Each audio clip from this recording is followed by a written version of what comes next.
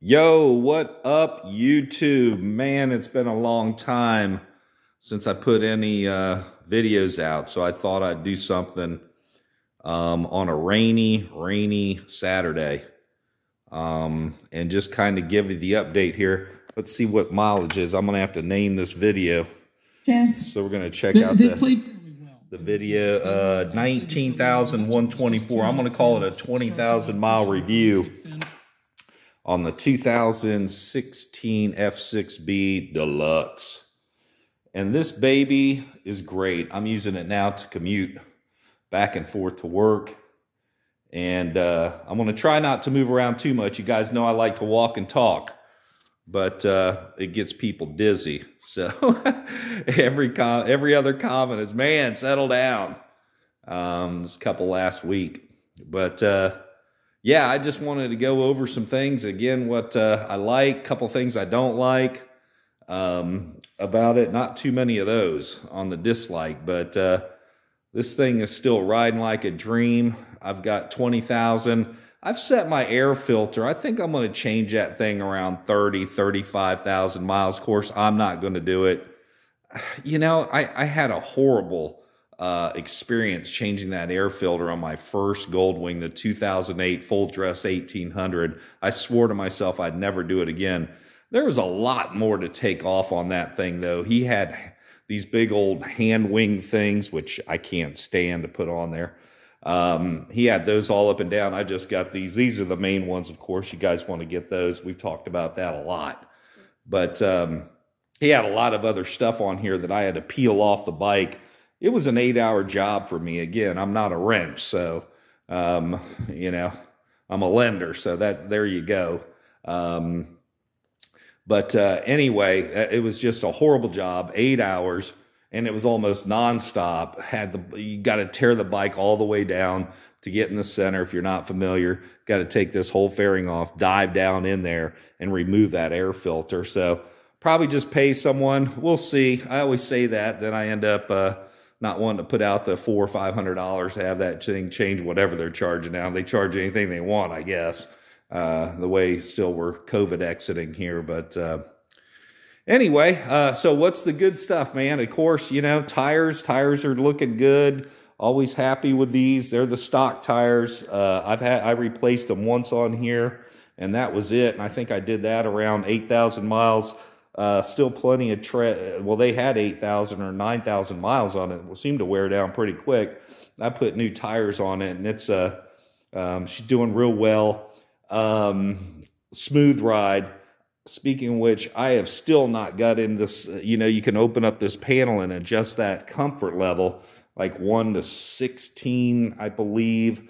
I've never even opened it up, so I'm guessing this is on the factory setting, whatever that might be. And I'll tell you, my wife and I ride comfortably.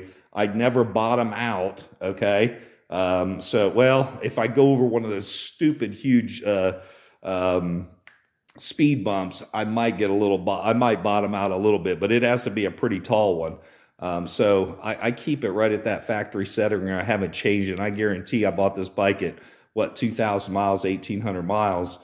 And I can about bet the guy didn't even open that up and adjust anything on it. So it's still in the factory setting, I believe. So ride's really nice, guys. I got to tell you, I'm going to break for a second and let you know I did ride a Harley. And what was it? It was the Limited. I believe it was the Street Glide. I test drove that thing about 1.5 years ago. It's been so long since I've really talked about it, but man, I got to tell you, just a couple things that set this bike apart from that Harley that I got on. Again, it was the decked out one. I was like, you know, I was talking to the guy when I was test driving, getting ready to go out.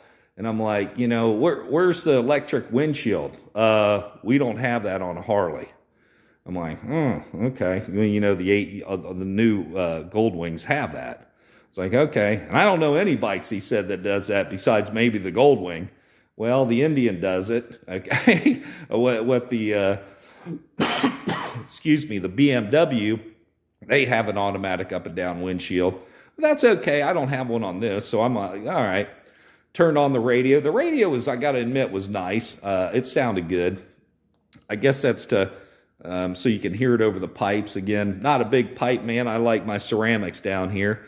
They're a little bit throatier than the old chrome ones. So, but I'm like, what else did? Oh, so we start out on this test ride, and the first thing I noticed is I pulled up to a stop sign, man, and I'm wanting to take my hand off the clutch. I cannot find neutral to save my life.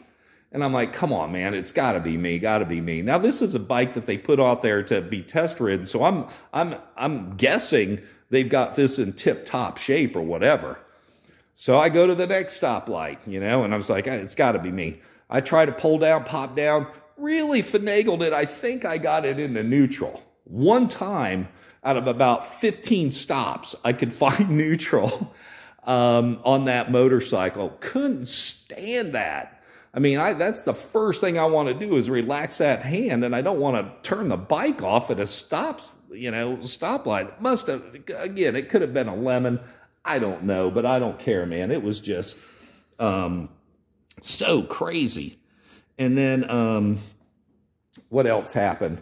Oh, and then they took me down a tar snake road. I don't know why they did that on a Harley, but it was like, I don't, you know, I couldn't really see the tar snakes. But man, did I hit bump after bump. And it was one of them, ba-da-da-da-da-da-da. And I mean, it just about shook all my fillings loose. That thing was crazy. And I'm like, God. I got back to the thing, and I even pulled up to the side, up to the guy at a stoplight. I said, I can't get it into neutral. And he's like, shrugged his shoulders or whatever. Like, that was normal, I guess. And I'm like, okay, whatever. And then when I got back to the thing, nobody was around me to help me, you know, talk, have any questions on the motorcycle or whatever. So I just turned the key off and left it in first gear. Terrible, horrible experience on my only and last Harley test ride. That pretty much told me that I'm on the right bike. And again, guys, I know there's a lot of other things that go in it. You want the style and things like that.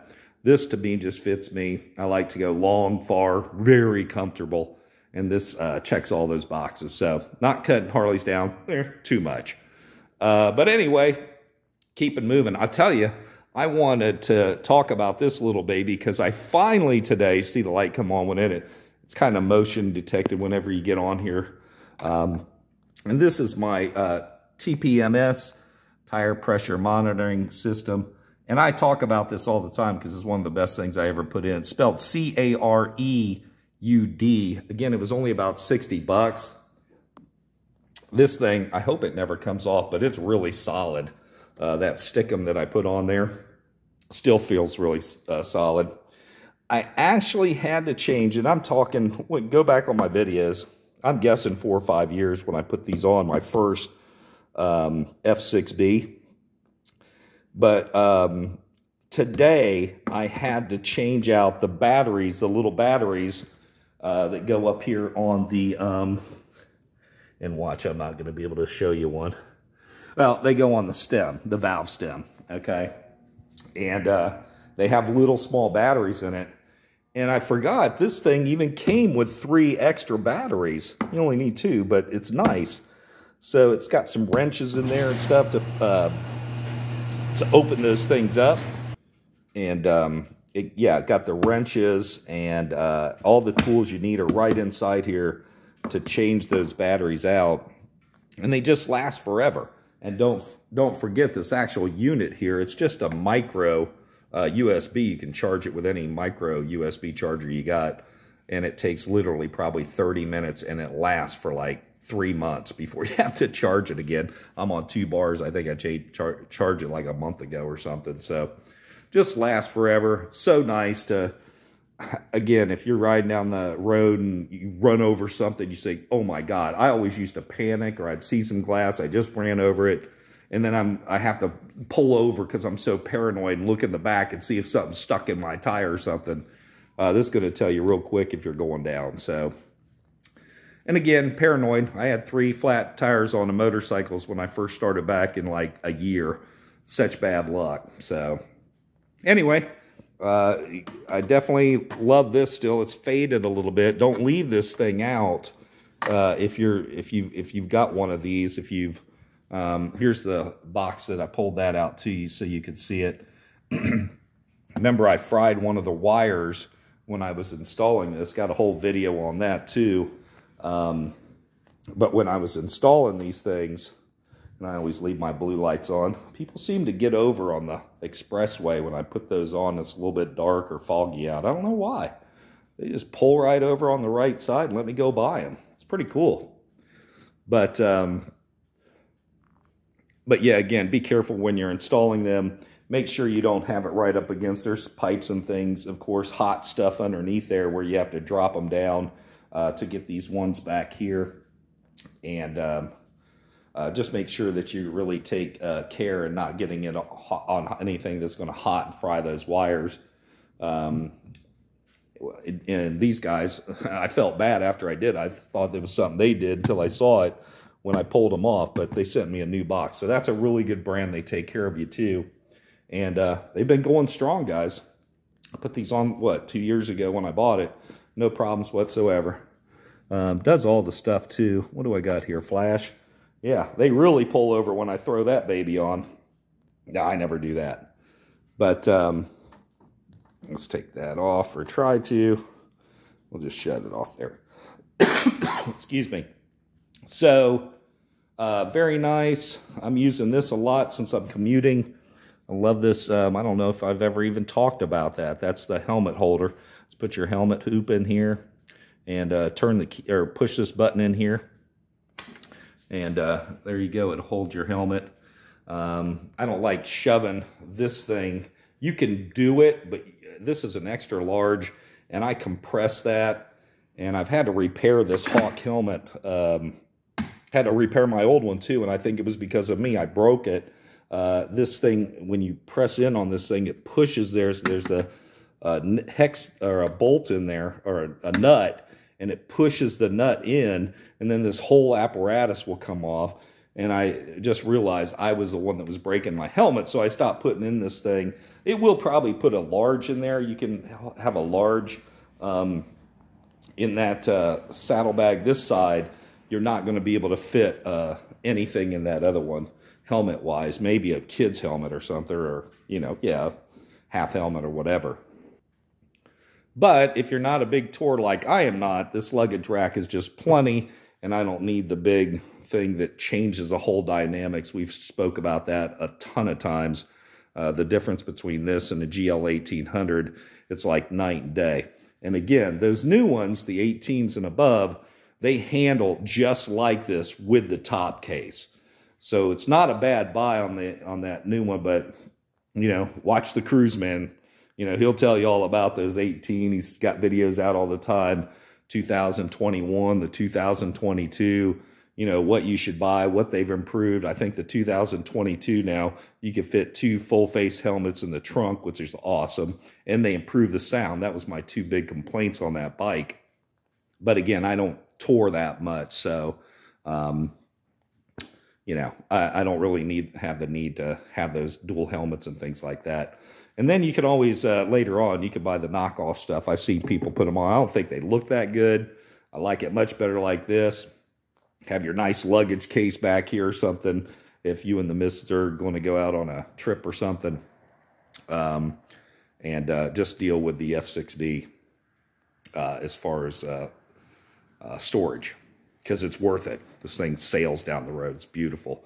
Turns on a dime. Slow maneuvering in the gas stations. It's great. Stereo. I've never upgraded the stereo. Sounds just fine to me. And let me see if I could get something on for you here. 19th century. Someone who owned a... These are just standard speakers, man. And like I couldn't hear this. I couldn't hear the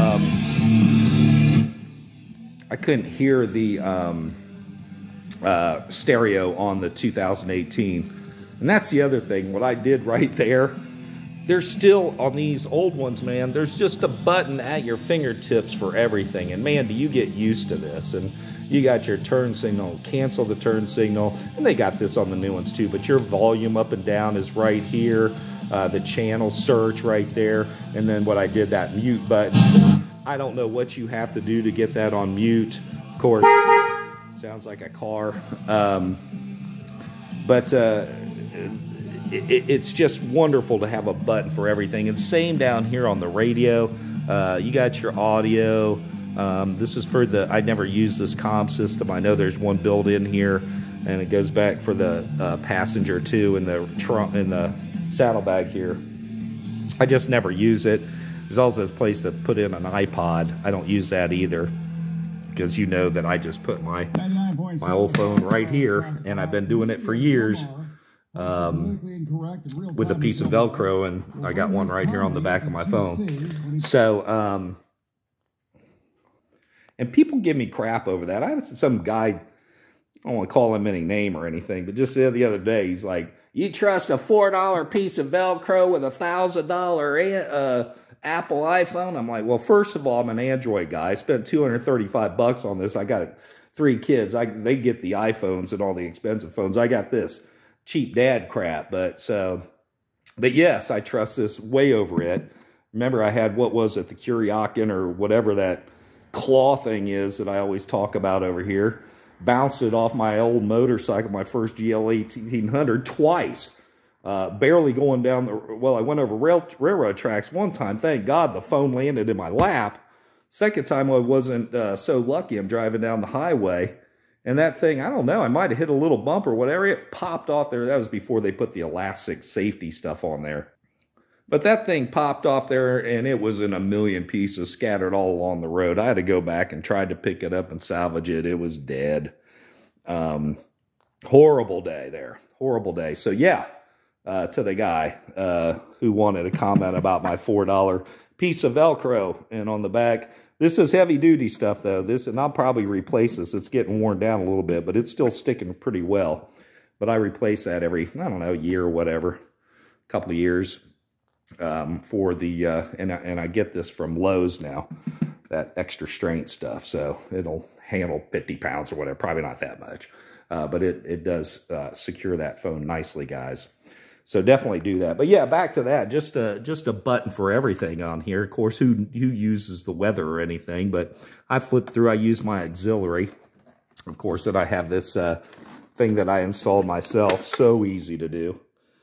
Just put that puppy in there, and I've got my, that's for my power, and then I've got the radio running down in under there. Again, excuse me, a lot of videos out, and I put those on there. Got like a cold today too, guys, so that's why I'm in. Excuse that.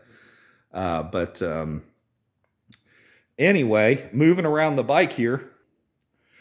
Spark plugs, I think they want those changed, what, every 12,000 miles? Let me take a look at that real quick. They want them replaced every 16,000 miles. You know, I've had people say they gone 100,000 miles with these new style spark plugs, so I'm not worried about that one. I guess it starts misfiring. That's when you do a real quick spark plug. That's one good thing about this bike. It's so easy to change the spark plugs. 6-cylinder, 3 on this side, 3 or 4 bolts here. On the other side, I think it's 5 total. Same on the other side. Pop them in, unscrew put them right back in. So easy to change spark plugs on this bike. It's a lot. It's easier to do a lot of things. I mean, my Vulcan, to change the antifreeze was just a bear. Here it's rather easy. After you get this off here, and I've got a whole video on how to change the coolant on that thing. So that's coming up. Next year, it'll be 3 years. I think I've had this bike in February. So I'm going to do, I tried to do the clutch, the brake, and do the antifreeze all in one swoop. Change the oil usually when I do just try to combine jobs. You know, that's real way I like to roll there. So, but just, yeah, all the maintenance except for that stupid air filter. That's what I loved about my first bike when I got back into riding that Vulcan 900. My God, 4 bolts on that thing, and you pop it off, put your air filter on, and you are riding down the road.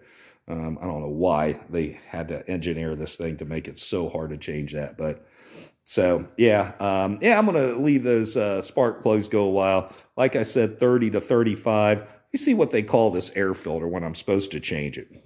I've got this over here. I print this out, kind of try to keep it. What's that say here?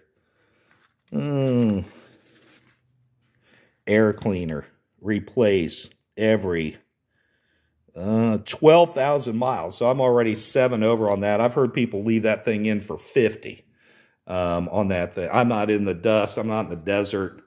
So, yeah, I think I might keep rolling on that for a little 30 to 35 action, and then have the stealership do it.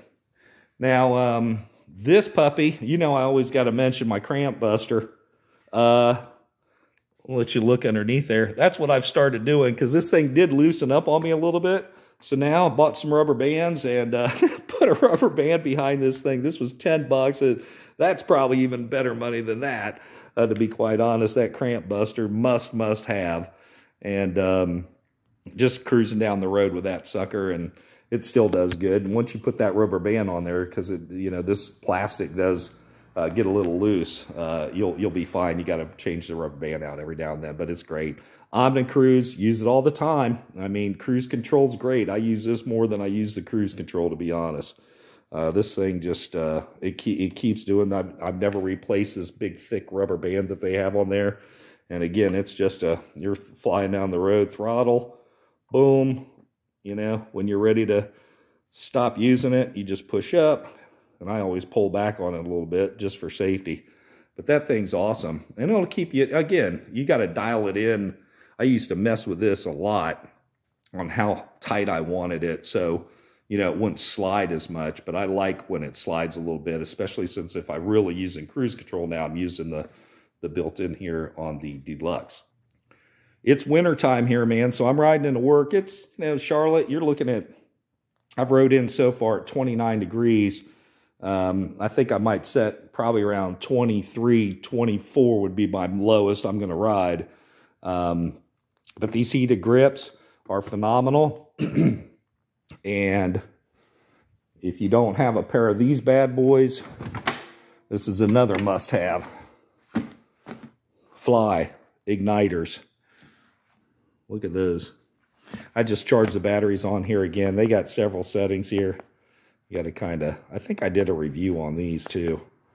But boy, that's a nice ride. My commute's only about 30 minutes one way. So, but these gloves work great. Now you get down in the 20s and you're going for 2 hours, 3 hours. Again, you might do the wired stuff and heated gloves or whatever that way, wired heated gear. I put ski pants on my drive to work each day, and that's quite enough. This fairing covers up a lot of wind, but I put those on over pants, dress pants, or jeans, and I don't feel anything on my legs. Double coat, good to go. What else? Of course, the Madstad, there, you know, they love my video on this thing so much. Again, they put it on their website, but I still love it. I hardly ever move it. I've said this before. I know a lot of this is repeat, guys, but just wanted to just reiterate a couple things. You could take this thing up and down on the fly, really. I've gotten pretty good at it. Just loosen these up. And it's either usually in the full up position when I got a wife on the back and I'm on the highway, or it's winter time, like right now, it's in the full up position. Really keeps that wind off the face. No turbulence behind this thing. It's just, this engineering is just phenomenal. It's almost like BMW. If you look at the BMW, they have that opening under here too, unlike that big wall, I call it the wall of China in front of you on the big ones on the 1800s and stuff. People going down the road, the F+4, +12. I think some of them look silly. And I know this is kind of an ugly duckling too, but boy, does it do the job. But those F4s, you know, unless you cut that vent in it, man, I had back pressure, like pushing my head down. It was almost dangerous. It felt like coming up over that bike and wind tunnel or whatever, and smacking and just pushing my head for it. I couldn't stand that windshield. Send it back. But this ain't going nowhere. The Madstad, definitely want to put one of those on anything you got. I think they go plenty of for Harleys too. So if people are still even listening to this video after I did my Harley comparison earlier. What else? Yeah, so, and then I'm checking the brakes again. I'm at what, about 20,000 miles there. I did notice that most of my brakes still got, like, it almost looks like my rear and my front brakes look pretty darn good after 20. Well, I shouldn't say both my front brakes. This side, for some reason, wears down. I think it's quite normal, because I think Cruiseman talked about his front brake, one side wearing down a little bit faster than the other one. And mine does the same thing. Mine did the same thing. So I'm going to be changing this one out. And I went ahead and did all three, the two fronts and the rear OEM for Honda. It's like it was $139 plus some tax, no shipping on eBay. But I've done the cheap stuff before, you know. You could buy them for, God, I don't know, the whole set for like $60. But they're different, sintered, non-sintered. I mean, all these brands and stuff. It just seemed like when I put those on other bikes, it was a dust fest, and they did wear down very quick. So I can't even remember if these are ceramic or what they are. I don't think Honda gets into it too much, what they're made of, but they're OEM, and they last forever. I mean, again, if I got half on there still at 20,000 miles on the front and one of the fronts in the back, that's pretty damn good. So the brakes are just phenomenal. And it's got that link system, you know, it ties it all together and does a good job of stopping you. So I love the braking on this thing. The only downfall, I promise you something bad. The only downfall, well, I can't stand when I put my cover on my bike, or I was, and it bends this damn thing down. You ride around with a bent antenna. Nah, I'm not going to go there. That's too easy. But one thing I don't like about this, the finish on this matte paint, and it only seems to be in a couple of spots here, and you're not going to be able to tell it here in this video, but there's a couple of just like, it's like stained in a few spots right here. And I don't even know how, because I don't ever remember having anything go on it. And I'm going to see if you can see just a little bit of staining here that just doesn't come out. Now, if you know a trick or something to get that stuff out on this paint job, flat matte, let me know, because I would love to hear it. Because that does drive me crazy a little bit. Again, I don't know if you could pick that up there, but that is not dirt. It's an actual stain. And that's the only place that it does it, is right there. A little bit on each saddlebag. Nothing back here. This looks great. There's none of that going on anywhere on the rest of the bike. The front, I never worry about anything else staining, and it seems like it's done its staining. And again, if you know what it could be, maybe it's not dirt, maybe it's something else, maybe just a flaw in the paint. I'm not sure, but I heard somebody say about the staining of matte paint, be careful. Of course, you can't put, you know, like on all my cars, if I get something on there I can't get out, put some cleaner wax on it. You cannot wax this, you know, so... that'd be my only complaint there, is that flat, that matte paint, you know, with a little bit of staining there that I can get out. But other than that, guys, that's it. I'm going to go take some, I don't know, Mucinex or something. Feeling rough today. Maybe a shot of Jim. But we're going to get that worked out. But, man, it's been a long time. I wish I had something new, a new, you know, repair or something. Who knows? I might get crazy. January, February, maybe not riding so much, change that filter. Might do a filter. That'd be a hoot, man. Kick back and get some beers, because it's going to be funny watching me change that thing if I decide to do it. But other than that, hope everybody's good out there. Put some comments down there. If you got something to say, you know I answer pretty quickly. And that's it. Later, YouTube.